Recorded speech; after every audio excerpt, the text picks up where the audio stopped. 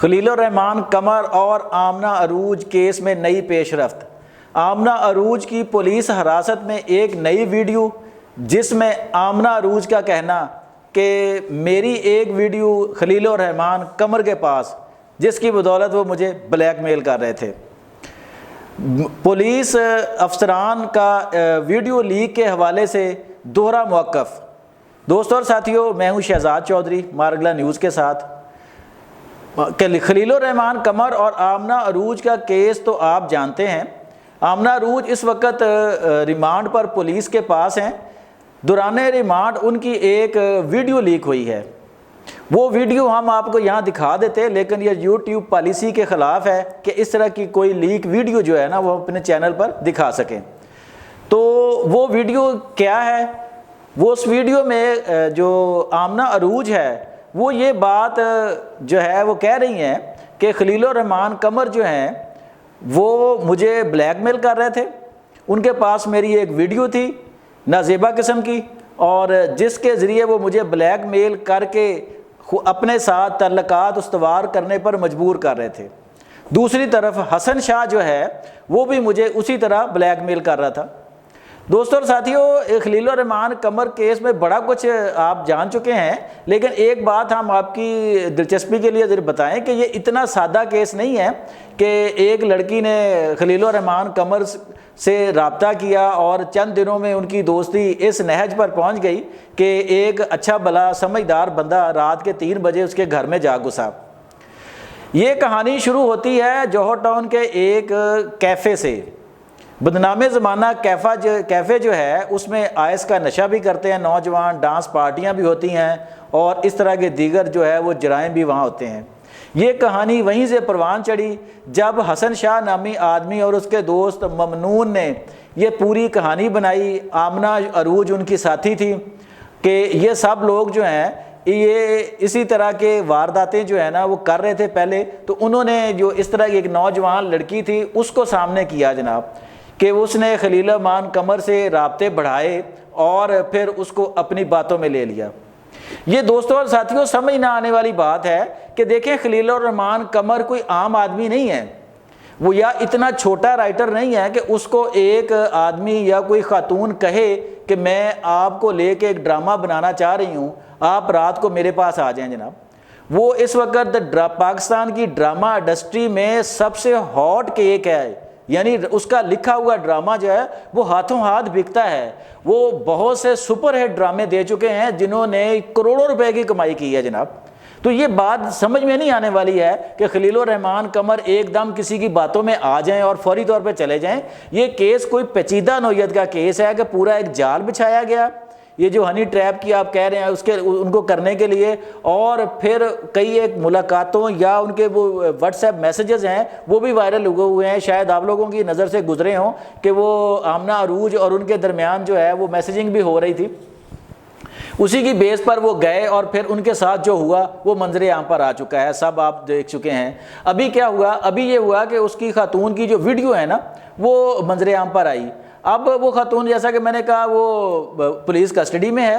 وہ police custody جو ہے وہ ہے آرگنائزڈ کرائم یونٹ کے پاس اس وقت نا، اس کی تفتیش جو ہے۔ اب اس کے جو ڈی ایس پی ہیں جن کے انڈر وہ تفتیش ہو رہی ہے، انہوں نے اس ویڈیو کو ڈینائی کر دیا ہے کہ یہ نہ تو میں نقاب میں موجود اس لڑکی کو پہچان سکتا ہوں نقاب کی وجہ سے کہ یہ واقعی آمنہ عروج ہے، اور نہ ہی یہ ویڈیو جو ہے ہماری جو کسٹڈی ہے یا ہمارے آرگنائزڈ کرائم یونٹ کی حدود میں بنائی گئی ہے۔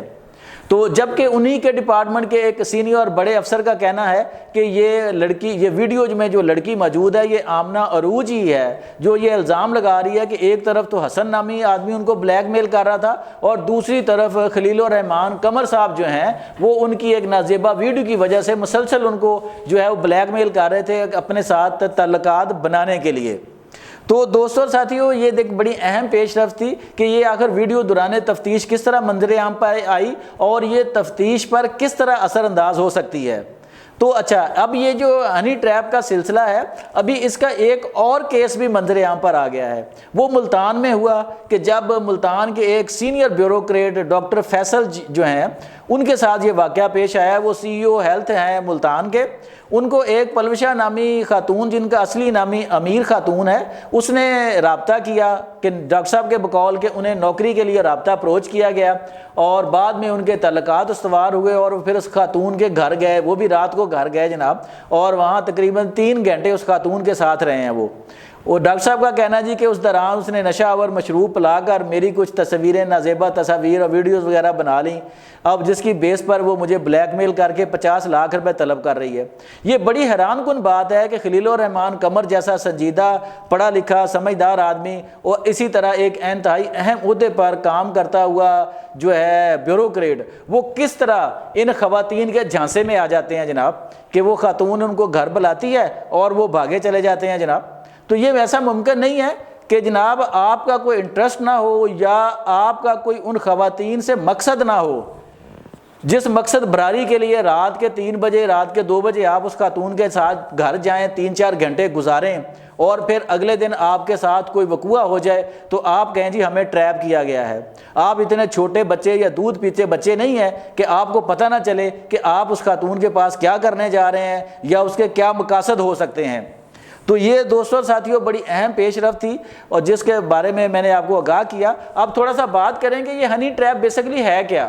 یہ بنیادی طور پر ایک اصطلاح ہے جو ابھی آپ نے سنی ہوگی اس کیس میں۔ یہ ہنی ٹریپ بیسیکلی جب سوشل میڈیا شروع ہوا نا تو یہ کچھ خواتین جن کے شوہر جو تھے وہ رنگ برنگی خواتین سے تعلقات بنانے کے لیے، دوستی بنانے کے لیے سوشل میڈیا پر ان کے ساتھ اپنی دوستی بنا لیتے تھے جناب۔ تو ایسے شوہروں سے تنگ خواتین نے ایک سلسلہ شروع کیا کہ یا تو اپنی کسی دوست کے نام پہ یا ایک فیک آئی ڈی بنا کے کسی پرکشش خاتون کی انجانی تصویر لگا کے تو اپنے دوست کو فرینڈ ریکویسٹ بھیج دی یا اس سے کسی اور طرح رابطہ کیا کسی بھی ایپ پہ اور پھر ان سے میسیجنگ وغیرہ شروع ہو گئی، اور جب وہ کافی ان کی فرینکنس ہو گئی تو اپنے شوہر کو رنگے ہاتھوں جناب وہ پکڑ لیا۔